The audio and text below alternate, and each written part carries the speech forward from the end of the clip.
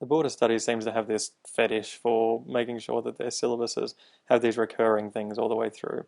And the recurring thing all the way, other than the main titles of each of the sections of the syllabus in business studies, is this idea of interdependence, that each of the key business functions, and they're really just the topics, so operations, marketing, human resources, and finance, each of them are interdependent. The idea is that they depend on each other. One part of the business and another part of the business do things for each other, and they end up relying on each other in order for the business to function properly. So they depend on each other. Independent means that they don't depend on anyone. Dependent means that one depends entirely on the other. But interdependent means that they are, dependent on each other.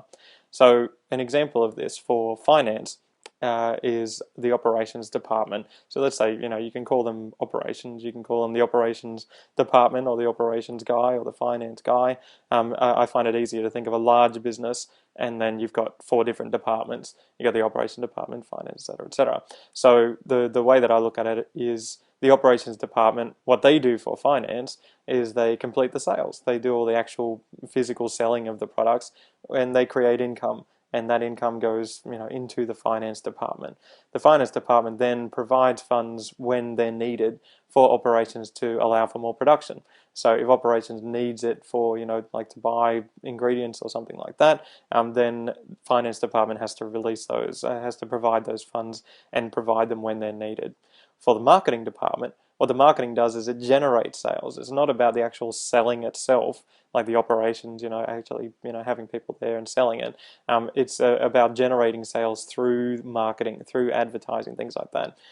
So they generate sales, and the income from the sales go to the finance department.